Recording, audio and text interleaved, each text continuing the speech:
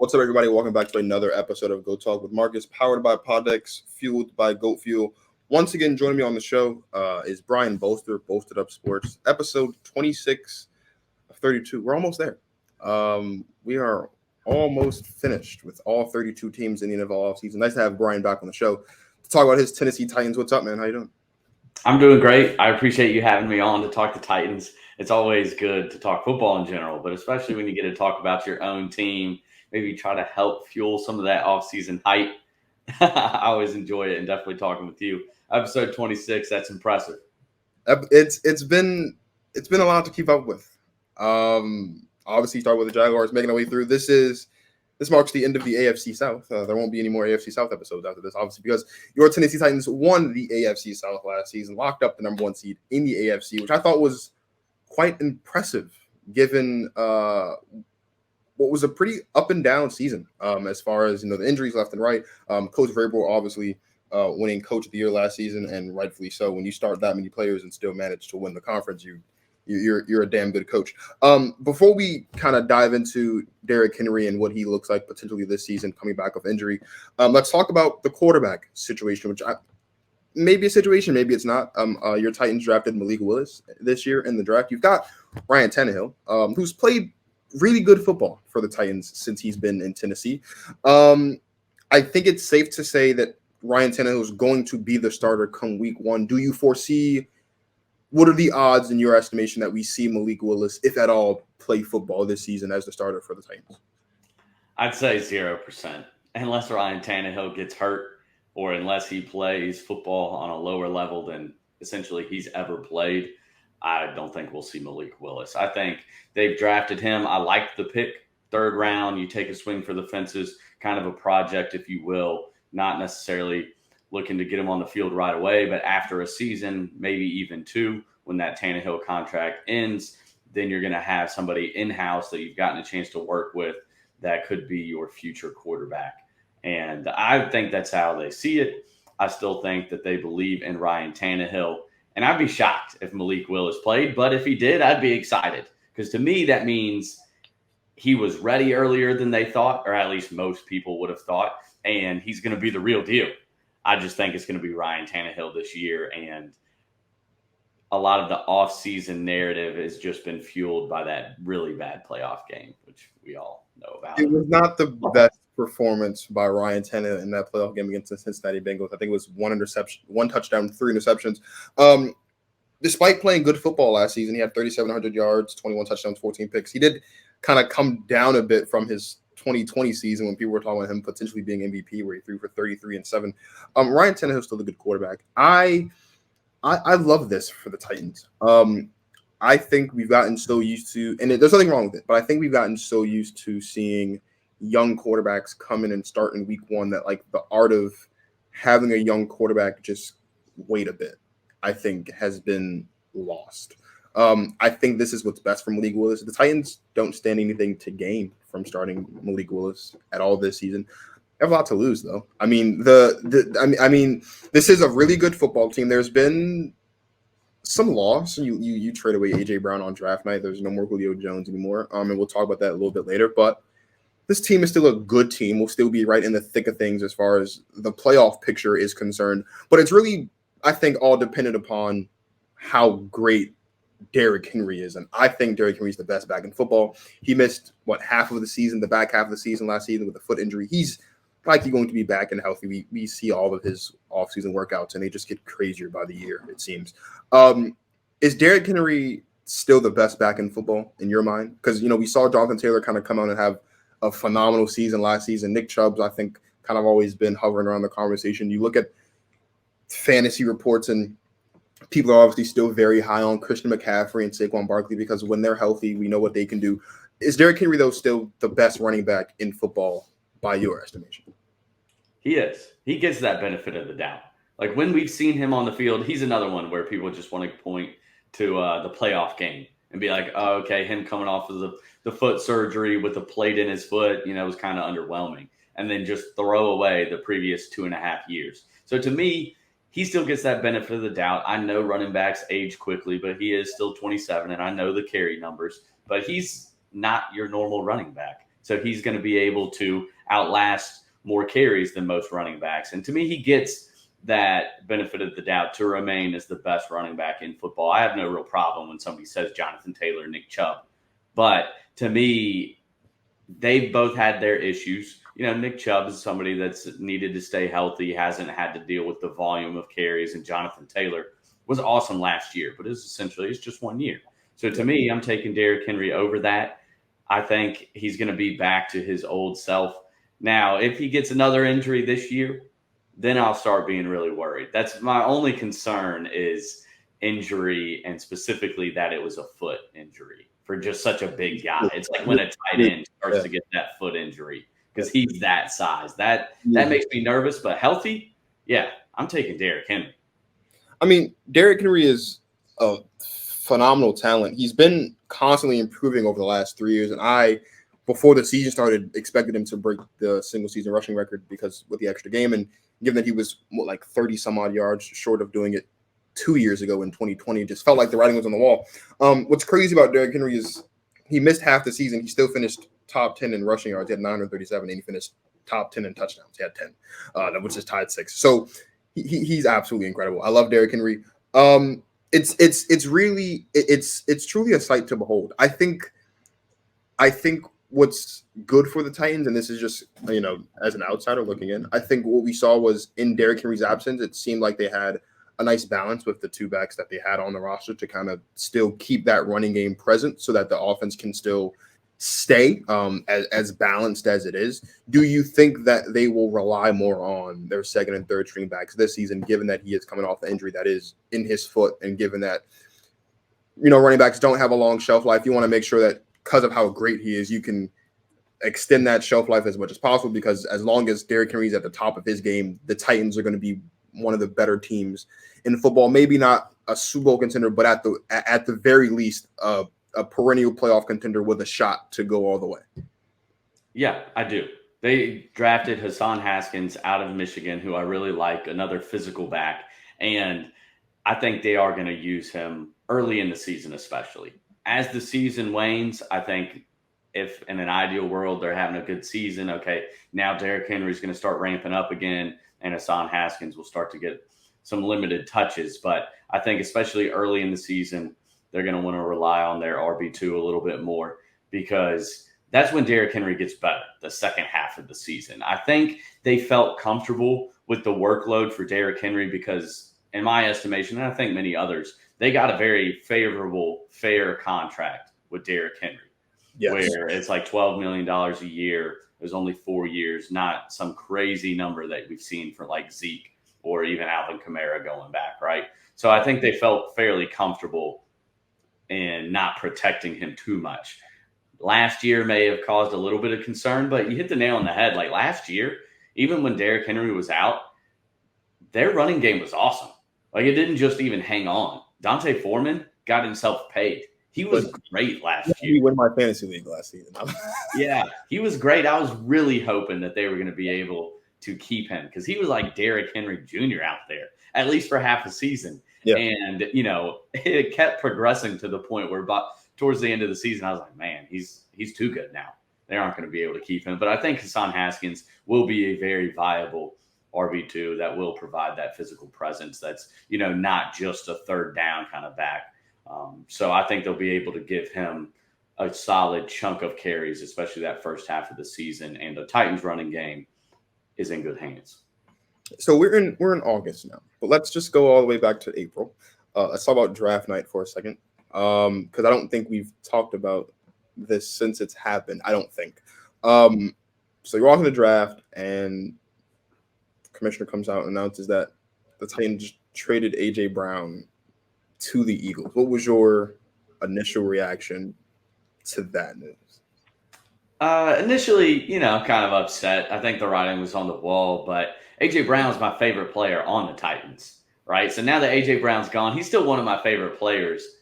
But now my favorite players, if I had to name one, I have to name two. It'd be Lamar Jackson and Joe Burrow. So I don't even have a favorite player on the Titans now. Like I do. Like I like Derrick Henry a lot. Don't get me wrong. But that's kind of a weird feeling to have. And immediately it's like, no, this is not good. They traded my favorite player. I'm even higher on A.J. Brown than I think most people are. And even though I've been kind of publicly saying the Titans, window, if you will, has already passed, not that they maybe had a legit window, but kind of 2 years ago to me was their time. And I think this was the Titans not giving up because they're still going to, I think, contend for the playoffs. They still want to make the playoffs, but this was them resetting themselves a little bit where, hey, I don't think we're really Super Bowl contenders, so let's not go ahead and pay our receiver $25 million per year. And just based on the contractual situation, I understand it. However, it puts Ryan Tannehill specifically behind the 8 ball. Like this receiving core, I really like Robert Woods. Trading him out for Julio Jones in a way, I'm completely cool with that. I'm a big Robert Woods fan. But now Treylon Burks coming in for A.J. Brown and really nobody else. Like I like their 5th-round pick, Kyle Phillips. I think he could be a really solid wide receiver 3 for them, working out at the slot. He's kind of your classic, like sneaky athletic kind of guy, if you will. But that puts a lot of pressure on Treylon Burks. And there's already been quite a few negative reports about Treylon Burks. And I think most of it just stems from the pressure that he's under, where from the outside, when you don't factor in the contract, which you always do have to in these trades, it's like, well, they just traded A.J. Brown for Treylon Burks. And if you look at it that way, almost no matter how good Treylon Burks is, and hopefully he is, he's going to be disappointing, right? So I think big picture, the trade makes sense, but it is disappointing as a fan. So, I mean, you go into last season and you've got A.J. Brown and Julio Jones as your wide receiver 1 and 2. Looks like going into this season, you've got Treylon Burks and Robert Woods as your wide receiver 1 and 2. There's a lot of talented wide receivers out there. You got Drake London in Atlanta. You got Chris Olave in New Orleans. Garrett Wilson's obviously in New York. You have Jameson Williams in Detroit, but he will miss the first half of the season because of the injury he suffered in the national championship game back in January. With all that being said, I am of the belief that one of these wide receivers is going to win the Rookie of the Year award this season. I would be flummoxed if it was not one of these wide receivers. With that being said, what are the odds in your eyes as a Titans fan, but also just like as a football guy, of Treylon Burks potentially winning the Offensive Rookie of the Year award this season in Tennessee? In terms of his opportunity, the opportunity should be there. I think really him and Drake London, maybe Garrett Wilson, those guys have the best opportunity. I think Treylon Burks is going to have the best quarterback play out of those guys. It's just a question of, do you think the 6th receiver picked is going to actually end up being Rookie of the Year? But he does have pretty good odds. I would bet on some of the other guys to be better. I like Chris Olave in particular. Like if they wouldn't have picked up Jarvis Landry, That's my bet, which is a good move for sure. Yes. Then I really think Chris Olave would be Rookie of the Year just because of opportunity. Now that he's in a solid group of 3, his opportunity might come down a little bit. So a lot of those other elite receivers might just have better numbers, and that might be what it just comes down to plainly. But Chris Olave is kind of the one that I had liked. But Treylon Burks will have the opportunity, and I believe, frankly, the best opportunity to win Rookie of the Year. If I had to put a percentage on it, I'd give him like a 10% chance, though, to be honest. So you mentioned A.J. Brown, and A.J. Brown, I mean, in 3 years, put up good numbers. I would say he was on pace for another 1,000-yard receiving season before, he missed a couple games last season due to injury, but he still had 869 yards receiving. If Treylon Burks' first 3 years don't match up to what A.J. Brown's first 3 years are, which is two 1,000-yard receiving seasons and a season with 11 touchdowns, one with 8, and then last year with 5, but due to injury. So we're talking like 3,000 yards and close to 30 touchdowns roughly in the first 3 years for Treylon Burks. Will you be concerned if you don't see that level of some type of production as far as, because in a way you're right. Like obviously the contract part is a massive factor in why A.J. Brown was obviously moved on draft night from Tennessee to Philly. But I mean, for the casual fan and just on paper, this is essentially A.J. Brown for Treylon Burks. I would assume that you would want the production to reflect that. If it's not there, is that going to be concerning for you as a fan? But like also like just would that be concerning for the Titans if they're not getting that level of production in the first 3 years of Treylon Burks? Definitely.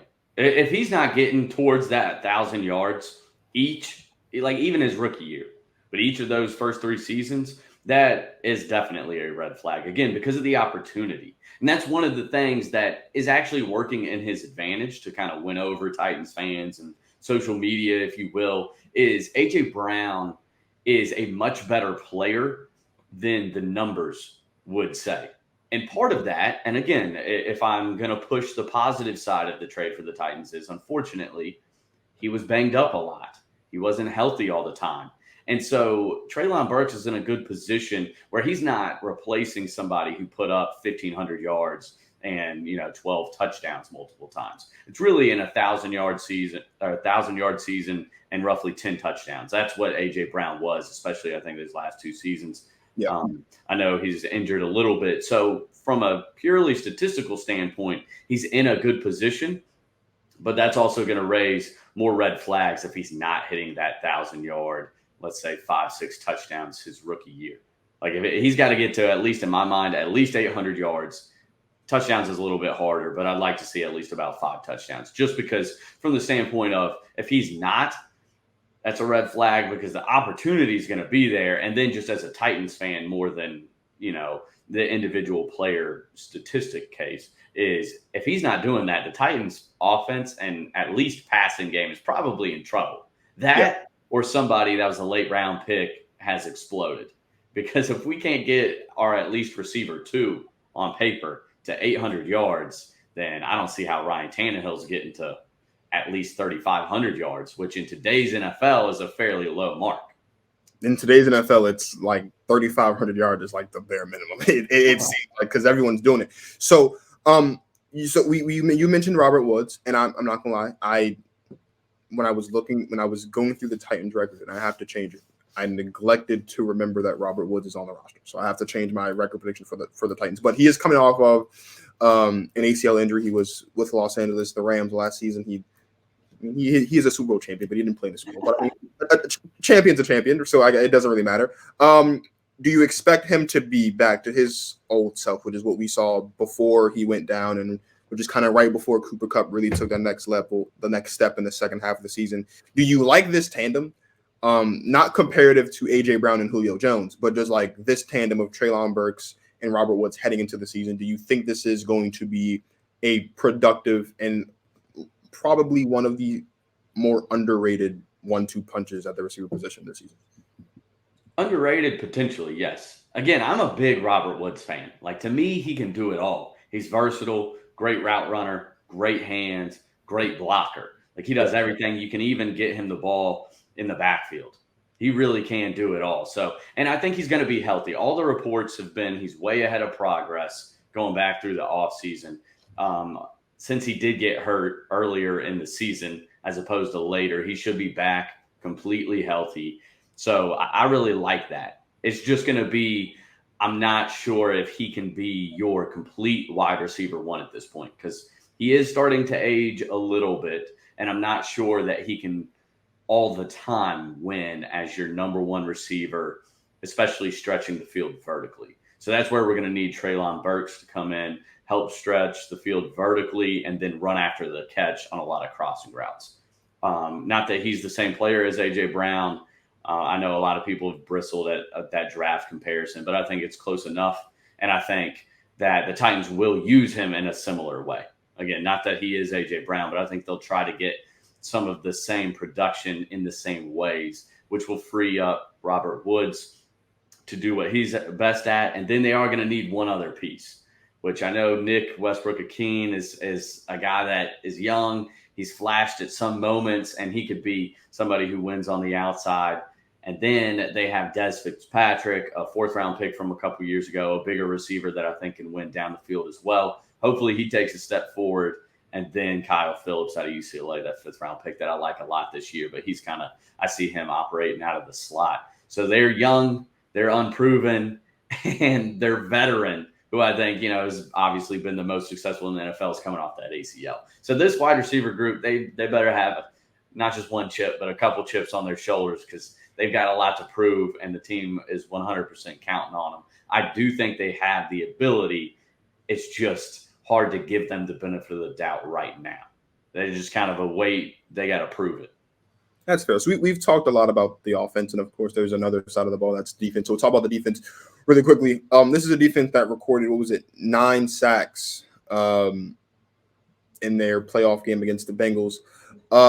Do you like this defense moving forward? Do you think they're going to be able to pick up right where they left off and be a solid, continue to be a solid defense? I do. The defense is going to be really good. Like with any NFL team, and really any team in football at all, like, health is obviously the factor.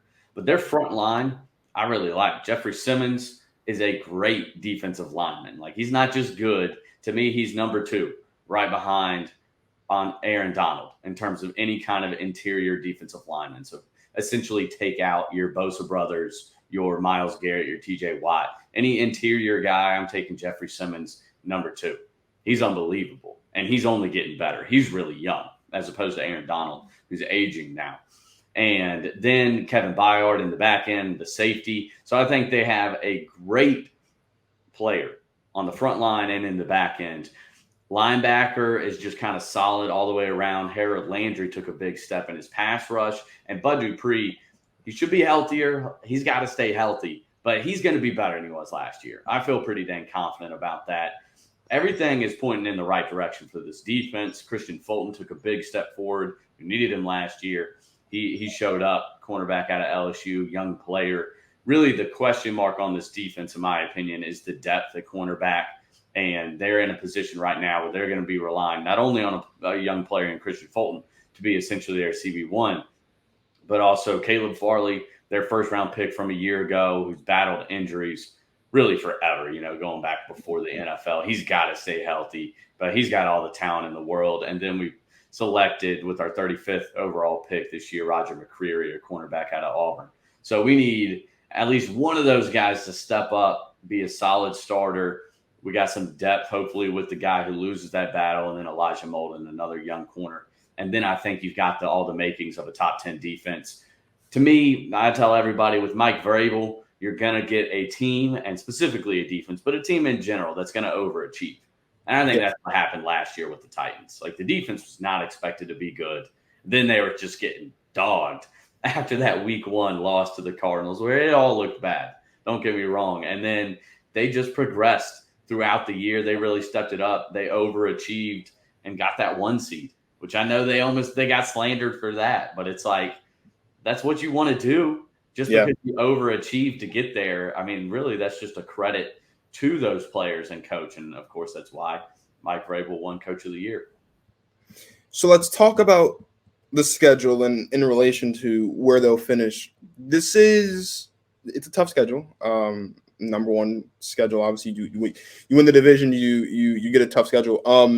They've got obviously they've got the 10 games against the 2 worst divisions in football, the NFC East and their own division, the AFC South. They've got also the entire AFC West, which is looking like it's going to be the toughest division probably in the history of football this season. There's a game against Buffalo. There's a game against the Packers in here, and there's also a game against the Bengals. How many wins are your Titans going to have this season? Do you think they're going to finish at the top of the division again and make the playoffs? The schedule is tough. I agree with you, and that is the one downside of earning that 1 seed. And when I initially look at the schedule and just kind of go through briefly, like, okay, WL, I end up coming out to 8-9. However, I know this is just the lowly Titans, small market. Everybody kind of counts us out, but we're the overachievers. So I think Mike Vrabel, you get that +2 bump, and the Titans are going to finish 10-7, which unfortunately I wish I could be more concrete for you, but I think that's just right in the middle of all that gray area. That is the AFC South division winner, as well as the AFC wild card. Like 11-6 to 9-8. I think there's going to be a ton of teams just packed in there. The Colts. Yeah. If you're making me pick, right, I would give it to the Colts this year. I think the Titans have had their number the past several seasons, And this year with Matt Ryan, I'm a bit of a believer. I think they get us back and they're able to swing the division with that 2-game series where we've been able to do that to them the past couple of years. So I think 10-7, unfortunately, that ends up 1 game short in terms of the division. And if I had to say today, I think we squeak out a wild card spot, but that's going to be tough. It's going to be tough. And one thing, just quickly, you said the NFC East, which again, when you're looking at all the divisions and trying to rank, I have no problem with, in terms of benefit of the doubt. What kind of reputation have you earned over the last several years saying they're one of the worst? But they should be good this year. They'll be better this year, but season. Look, there's all 8 of these teams are in the bottom half of the league as far as strength of schedule because they're all playing each other at some point. I've been pretty consistent about my expectations with the Titans, the Cowboys, the Eagles, and the Colts. I think if you've got 10 games against these 2 divisions, you should have at least 10 wins on the season. I don't know how you're going to make it happen, but I think that should be the case. I'll be honest with you. Right now, I have to redo it, but right now I have the Titans between 10 wins and 7 wins. This is a really tough AFC. I'm just looking at like my overall AFC rankings. Like right now, I've got the Chiefs, the Bills, the Bengals, the Colts, the Chargers, the Patriots, and the Ravens, and the Raiders all at 10 wins. I have the Dolphins and the Broncos at 9 wins. I have the Steelers at 8 wins. But the thing with me for the Steelers is Mike Tomlin's such a damn good coach, and I think this defense is going to be so much better that if they make the right decision and start Mitchell Trubisky, because that is the right decision to make. I don't want to hear anything about Kenny Pickett. That is the appropriate decision. If they make the right decision, they pick Mitchell Trubisky. They could even creep. This is going to be a really tough AFC this season. We talked a couple years ago about the Miami Dolphins, who won 10 games under Brian Flores and missed the playoffs. And they were the only double-digit winning team that season to miss the playoffs. We're going to see a lot, possibly, of teams in the AFC that get to that 10-game threshold and miss the playoffs because there's only 7 spots. That's the unfortunate thing. This division specifically, I know I just said it was the worst division in football. I also think that the Jacksonville Jaguars are going to be a lot better than people might expect. I think that the hire of Doug Peterson means a lot more than I think a lot of people want to give it credit. I get it. It's the Jaguars. They suck. Yeah, I agree. And they paid Christian Kirk a lot of money, sure. But they've done a lot, and I think that Trevor Lawrence is going to look like Trevor Lawrence this season. I mean, the wins won't accumulate because they're not a good team, but he'll look like Trevor Lawrence, unlike last season. It's going to be close. It's going to be a toss-up. I think potentially what this comes down to, honestly, is offense. I think this is going to be a conference that is dominated by spectacular offenses. And the offenses that are the best are going to be the offenses that make the playoffs. I don't know if the Titans defense, and I don't think it's a bad defense. I don't have faith right now, anyway, that the Titans, given what we could potentially see the Bills offense look like and what the Chargers offense and a lot of these other high-powered offenses could look like, I don't know if they'll be able to keep up. I think that'll probably be the difference. It's a tough start to the schedule. I mean, they've got New York and Washington in there, yeah, whatever. They suck, but they've got Buffalo on the road. They play Indianapolis rather, and there's Cincinnati in there too. And those are 3 games. Aside from the 2 NFC East games before the bye, it's a really hard schedule for the Titans. Coach Vrabel is a damn good coach, though. He proved that last season when he won Coach of the Year. So this is going to be a good team. This won't be a bad team. I think it's possible that the Titans will be one of those teams that are better than the record reflects. Like last season, I think the Vikings were much better than their record reflected. I think the defense kind of weighed them down. I think in this case for the Titans, it might just be the offense because it's going to take a lot of – because you talk about the wide receiver core. I think it's going to take a while for the wide receiver core to really get into a groove and really start clicking. I think that might take a bit too long. And in the AFC this season, it's I think 3 weeks might be just too many. when you're talking about just how crazy these offenses are. I have high hopes for the Titans. I do. I love Derrick Henry. I love Coach Vrabel. Ryan Tannehill is one of my guys. I enjoy watching Ryan Tannehill play football. I've been happy for him since he's left under the purgatory that is Adam Gase, and he's gotten under some good coaching, and he's been playing good football. I expect him to kind of get back to that this season. It's hard, though. It's really hard with this AFC to kind of judge who's going to make the playoffs once you get past the 4 division winners. I feel like that's really the best. I mean, obviously that is the best way to get into the playoffs is to win the division. But like literally, if you don't want to sweat about it, you just got to win the division. From that regard, we've always known the Colts to kind of slip up at the end. That's pretty much been their thing the past couple seasons. I don't think that's going to be their thing this season. I think they fixed the one thing they needed to fix, which was the quarterback position. They got Matt Ryan. It's going to be tough. It's going to be tough. But the Titans are a good team though. Like they're one of few teams in the league that like fight to the very end, and they're a very tough team to play. It's going to be interesting to see how it all shakes out though. It's going to be interesting, but I don't know. I don't know. Yeah, I'm excited.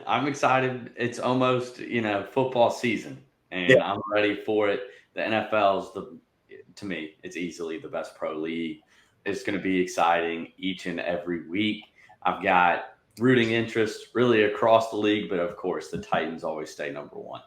So when this comes out, we will have seen the Hall of Fame game. It's crazy to think that the Hall of Fame game is already here, which means football is pretty much here, and it will be in a month from now, a little over a month from now, we'll be talking about Week 1 and Super Bowl predictions and all that crazy stuff. Since you're here, I don't know when I'll see you again. Who do you have going to the Super Bowl this season if you had to pick right now? Oh man, it's tough. I was kind of gonna end up leaning towards the Bucs. However, I'm not sure if you saw today. It was probably an hour ago, maybe. Ryan Jensen went down. Yeah, the knee injury, carted off. Who knows at this point? But that would be a pretty big blow to that offensive line that already lost some pieces. I know they brought in Shaq Mason, which is a great piece to bring back in, but just losing a great player potentially, and then of course just the continuity all of a sudden slipping up in that front 5, which is so important, probably makes me swing back towards the Rams as of now. I love Sean McVay, Matthew Stafford, Cooper Kupp, the defense. They're kind of the classic. They're the elite version of the Titans, in my opinion. What I mean by that is, like, when I look at the Titans, I love the front line on the offense and the defense, but the depth worries me. Same thing with the Rams, but their front line is just like that much better. Yeah. So I would have to go with the Rams. And then the AFC is just so much tougher because everybody's on the Bills. And I see it. I love it. Josh Allen's been like amazing. They've got a lot of talent. They had the number 1 defense technically last year, although to me, like, I never considered them the best defense because you could like run on them pretty well. But it just worries me a little bit. They lost Brian Daboll, who kind of was like supposedly changed everything for Josh Allen and got that offense going. So that coupled with their still inability to run the ball is just hard for me to push all the chips in on the Bills because I love Josh Allen, but I don't know if he's proved to that degree yet that you can, hey, regardless of a running game, offensive coordinator, who cares? Like, Josh Allen's just that guy. I'm not sure. Which then leaves you just grasping for straws because then after that, there's a ton of great teams, but not any one that sticks out above the rest, right? I think if you want to just go based on pedigree, you're like, all right, well, I'll just stick with the Chiefs, Yeah. They lose a receiver, but they have Mahomes and Andy Reid, and the Bengals, I'd love it, but the Super Bowl slump seems to be a bit of a thing.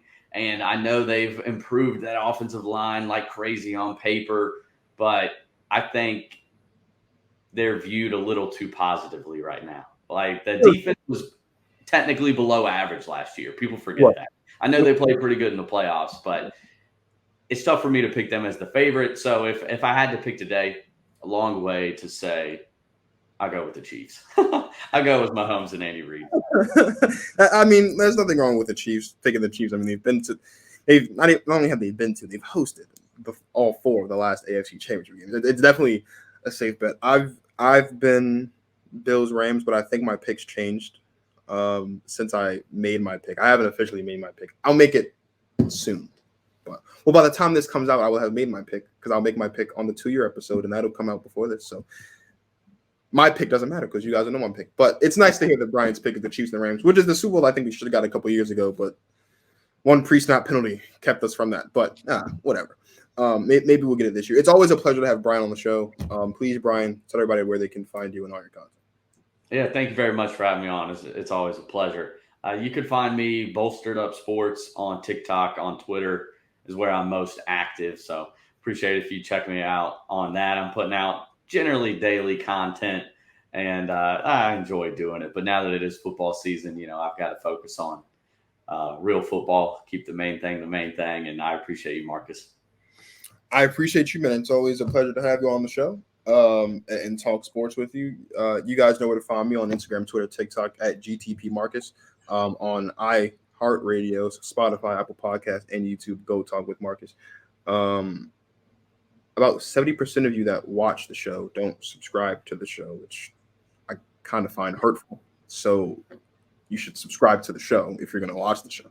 Stop trying to get you're not going to get the milk for free. That's not how it works. You're going to buy the cow. Buy the cow, subscribe to the show, because you should. So for Brian of Bolted Up Sports, this is Marcus of Go Talk with Marcus, signing off. Thank you guys for watching, and as always, you guys enjoy the rest of your lives.